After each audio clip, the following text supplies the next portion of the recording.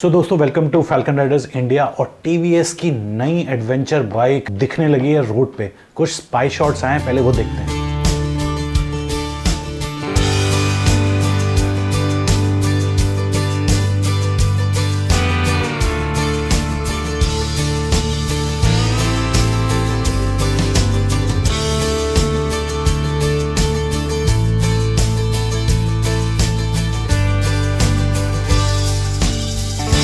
दोस्तों ये वो स्पाई शॉट्स थे, इनके बारे में मैं और डिटेल में बात करूंगा थोड़ी देर में। पर उससे पहले मैं बात करता हूं कि जो ये 300 सीसी के आसपास का जो सेगमेंट है, इसमें आग लग रही है धीरे धीरे। कहीं आपको नेकेड बाइक्स दिख रही हैं, कहीं आपको एडवेंचर बाइक्स दिख रही हैं, कहीं आपको टूरिंग अर्बन बाइक्स दिख रही हैं। काफ़ी ये सेगमेंट गर्म हो रहा है। 300 350 के आसपास का जो सेगमेंट है ये। पर क्यों? एक तो दोस्तों मुझे ऐसा लगता है कि आजकल लोग थोड़ा टूरिंग, एडवेंचर राइडिंग और इसमें ज़्यादा इंटरेस्ट दिखा रहे हैं। एक तो रीज़न ये है, और लोग थोड़ा सा अब अपनी शौक पे और अपनी खुशियों पे थोड़ा ज़्यादा पैसा खर्च कर भी रहे हैं। कुछ लोगों को अब ट्रेंड में रहना होता है, इस वजह से वो थोड़ी सी बाइक्स जो डेली टू 150 सीसी वाली है, उससे ऊपर अगले सेगमेंट में आना चाहते हैं, जो पहले उतना नहीं थे ऑप्शंस। पहले क्या था कि तो 100-150 वाली बाइक थी, या फिर सीधे बड़ी बाइक्स होती थी।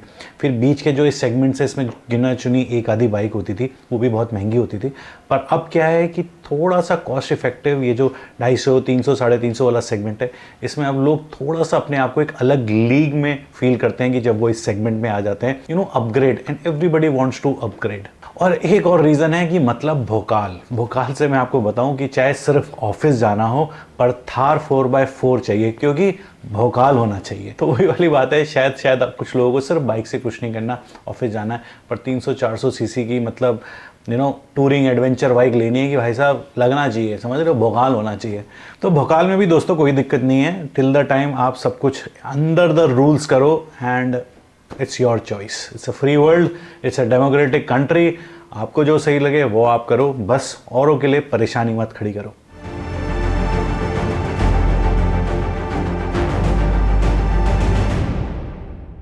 अब एक इंजन की बात कर लेते हैं। देखो इसमें जो ये टीवीएस की जो नई एडवेंचर बाइक है, काफ़ी लोग बोल रहे हैं कि ये 300 सीसी जो नया इंजन आया है उसके ऊपर प्लेस्ड होगी। वो मैं आपको बाद में बात करता हूँ, पर उससे पहले मैं बात करता हूँ कि ऑलरेडी एक टीवीएस के पास एक इंजन है। तो जो 310 सीसी वाला इंजन है वो इनका ऑलरेडी बाइक्स में है। अपाचे RTR 310 और अपाचे RR 310 जो इनकी दो बाइक्स हैं, उसमें ऑलरेडी वो इंजन है जिसमें अच्छी खासी पावर है, बढ़िया पावर है।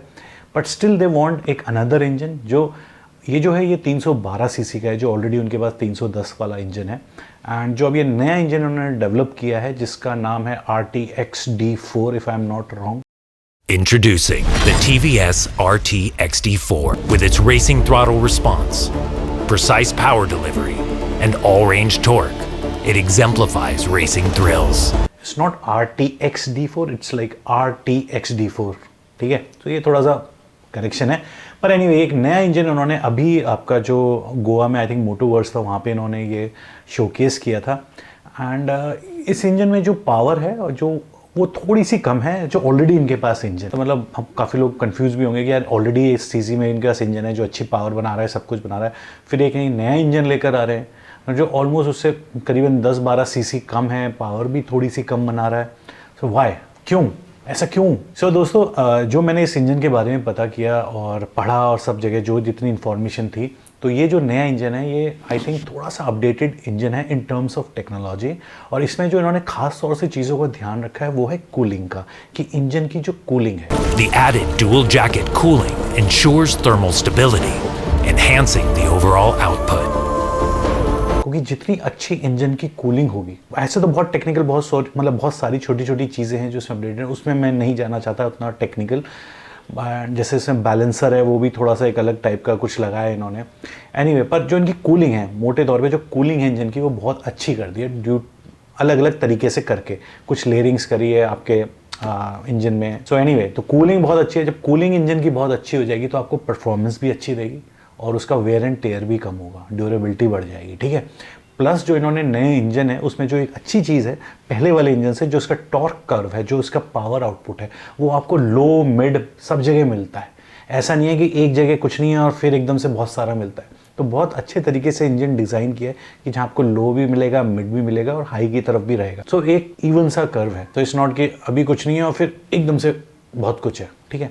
सो जो इंजन का डिज़ाइन है वो बहुत अच्छा है इन टर्म्स ऑफ, अगर ये इंजन नई एडवेंचर बाइक में वो लेकर आ रहे हैं, अभी ये शॉर्ट नहीं है, काफ़ी लोग बोल रहे हैं नई बाइक आ रही है, नया इंजन आ रहा है, तो मिलाप तो होना ही चाहिए ना, मतलब इससे बढ़िया क्या चीज़ हो सकती है।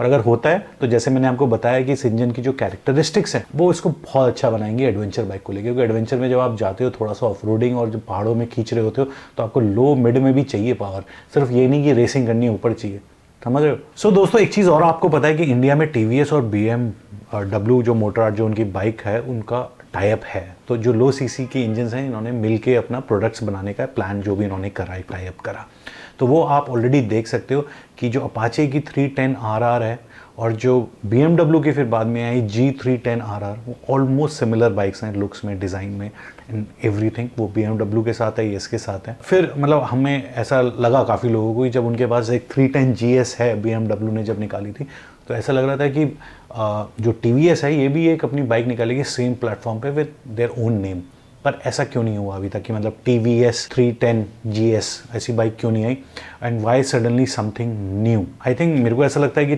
TVS शायद थोड़ा सा अपनी आइडेंटिटी डिफरेंट रखना चाहती हो, शायद अपनी ब्रांड को डाइल्यूट ना करना चाहती हो कि भाई हमारी बाइक अलग है, तुम्हारी बाइक अलग है, somehow I don't know, and या सिर्फ एक ही बाइक का कॉलअप हुआ होगा कि भैया हम एक ये बनाएंगे, एक आप निकाल लेना, बाकी अपनी अपनी।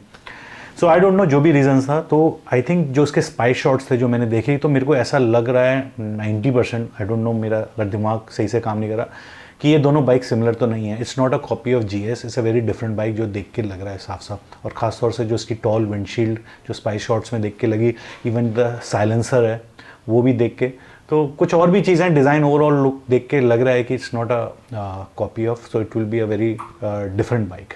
और ये बहुत अच्छी गुड न्यूज़ भी है। अब आप पूछोगे क्यों, क्योंकि TVS की ना एक हैबिट है, आई थिंक वो TVS की मतलब एक बड़ी अमेजिंग हैबिट या खतरनाक बोलोगे भाई, फीचर्स ना इतने पेल के देते हैं ना, इतने फीचर्स देते हैं कि पूछो मत। और एग्जाम्पल है, अगर आप इसके अपाचे 310R देखो या RR 310, दोनों जो 310 वाली बाइक्स हैं, इनमें अगर आप फीचर्स देखोगे ना तो भाई साहब सब डाल देते हैं जो आप सोच भी नहीं सकते, फर्स्ट इन सेगमेंट, मतलब इतने फीचर्स ये डालते हैं। मतलब आप बाइक लेकर आओगे आप खुद भूल जाओगे इसमें कौन कौन से फीचर्स हैं, आपको प्रॉपर्ली वीडियो सब कुछ देखने पड़ेंगे कि भैया इसमें ये सब भी होता है, अच्छा इसमें ये भी है, अच्छा इसमें ये भी है। पर एक चीज़ इसमें ये भी है कि सिर्फ फीचर्स डालने से ही ज़रूरी नहीं है कि बाइक बहुत भौकाल या बहुत अमेजिंग हो जाती है, and it's one of the best bikes. इतने फीचर्स हैं इसमें, और ये परफेक्ट एग्जाम्पल है। मेरे को ऐसा लगता है कि अपाचे कि जो इनकी 310 RR जो भी है वो बाइक है जिसमें पता नहीं क्या क्या डाल दिया था, मतलब हीटेड सीट भी डाल दी थी, जो भी सब था, पर उसने ऐसा कुछ कमाल करा नहीं एक्चुअली में मार्केट में। और मैंने वो बाइक चलाई भी थी इनफैक्ट, एंड मैं उसको रिव्यू के लिए लेकर आया था, पर मेरे को बाइक कुछ समझ में नहीं आई, मतलब आई डोंट नो, मैं उसको 70-80 के ऊपर भी गया तो somehow I didn't connect with the bike, मेरे को नहीं अच्छी लगी वो। एंड या सो अगेन कि सिर्फ फीचर से ही सब कुछ नहीं होता है, मतलब अच्छी बात है फीचर्स हैं, but it's not just only reason कि एक बाइक सक्सेसफुल है कि नहीं। शायद कोई भी फीचर ना हो पर बाइक में बाकी चीज़ें बहुत अच्छी हो तो स्टिल मेक सेंस।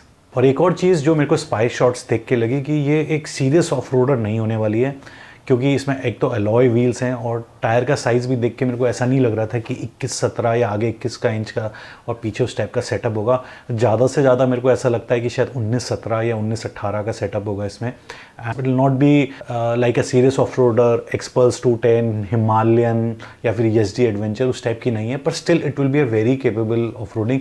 और जितना मेजोरिटी इंडिया में ऑफ रोडिंग करते हैं ना लद्दाख स्पीति, उतने में एकदम बढ़िया काम करेगी। हाँ, आप पहाड़ों पर नहीं चढ़ा पाओगे मतलब लोग तो वहाँ भी चढ़ा देंगे, पर मेरा कहने का मतलब आप समझ गए, इट विल नॉट बी मेरे को लगता है कि serious off roader, but it will be towards like more of a sports tourer और अ एडवेंचर टूरर। बाकी कमिंग बैक टू अपनी ये जो नई एडवेंचर बाइक आ रही है कि इसमें जो मैंने अभी आपको फीचर्स की बात करी, अब ऑलरेडी जो फीचर्स हैं और जो नए इंजन में जो फीचर्स लेकर आ रहे हैं, मैंने एक लिस्ट बनाई है, मैं एक एक करके आपको पढ़ के बता देता हूँ। ये तो सिर्फ लिस्ट है कि कौन कौन से फीचर्स मेरे को लगता है कि इस बाइक में होंगे। सबसे पहले राइड बाय वायर, उसके बाद स्लिप एंड असिस्ट, उसके बाद traction control, dual ABS, cornering ABS, rear wheel lift off control, wheelie control, cruise control, cornering cruise control, और ये सब मैं इसलिए बोल रहा हूँ क्योंकि ऑलरेडी ऑलमोस्ट सारे फीचर्स हैं अभी करंट बाइक्स में इनके, तो ये फीचर्स तो आने ही हैं, समझ रहे हो, मतलब एकदम तबाही। और फीचर्स के मामले में तो 100% है। अब बात आती है राइडिंग मोड्स की, क्योंकि राइडिंग मोड्स भी काफ़ी एक इंटरेस्टिंग चीज़ होती है और ऐसा एक चीज़ है जो काफ़ी अट्रैक्ट करता है बायर्स को। और अगर वो सही तरीके से राइडिंग मोड्स बने हो, सही टेक्नोलॉजी को यूज़ करके, तो riding modes make a lot of sense. पर इंडिया में क्या होता है कि जो अपकमिंग थोड़ी सस्ती बाइक्स होती हैं उसमें क्या होता है, राइडिंग मोड्स ABS की इनपुट्स को लेके राइडिंग मोड्स बना देते हैं, ठीक है। पर एक्चुअल में अगर traction control, ride by wire, आपका मतलब थ्रॉटल रिस्पॉन्स, ट्रैक्शन कंट्रोल और ABS, इन सब की इंफॉर्मेशंस को लेके राइडिंग मोड्स बनाएं तो वो बहुत ज़्यादा हेल्पफुल होते हैं और इसमें वो सारे फीचर्स हैं। सो आई थिंक कि उन सबको यूज़ करके अगर राइडिंग मोड्स इसमें होंगे तो इट विल बी लाइक एक नंबर। उसके बाद TVS का नेटवर्क तो आपको पता ही है दोस्तों, फैला हुआ है, सब जगह फैला हुआ है, तो उसमें कोई दिक्कत नहीं है। हाँ, सर्विस को लेके काफ़ी लोग इनपुट्स देते हैं कि ये सर्विस TVS में ऐसी होती है, बेकार होती है, फलाना होती है, ढमकाना होती है। तो आई डोंट नो, मतलब ये तो आई थिंक सब जगह ही है। मैंने देखा है कोई भी ऐसा एक सर्विस सेंटर नहीं है कंपनी का जिसमें लोग को कंप्लेन नहीं होती है। ये ओवरऑल सबकी ही प्रॉब्लम है। तो यहाँ पे मैं नहीं बोलूँगा इसमें कुछ, क्योंकि किसी का सही गलत मैं बोल नहीं सकता, क्योंकि मैंने ऑलमोस्ट सभी के बारे में सही गलत सुना है, ठीक है।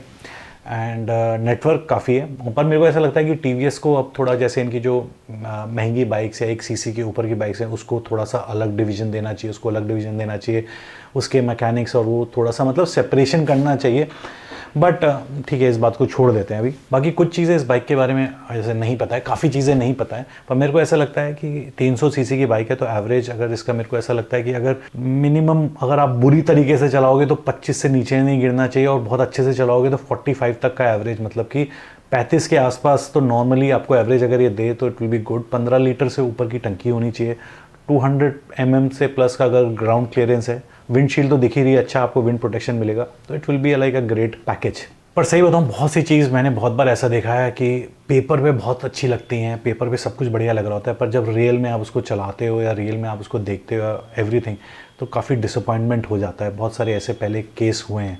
सो like finger cross, if everything goes good and how it looks, मेरे को लगता है it will be a great package and something we should look forward to. बाकी 2 चीज़ें और मैटर करती हैं, एक तो जैसे मैंने आपको बता दिया एवरेज, एंड अगर वो अच्छा है तो वो बहुत इंपॉर्टेंट होता है इंडिया में, और दूसरा जो है प्राइस।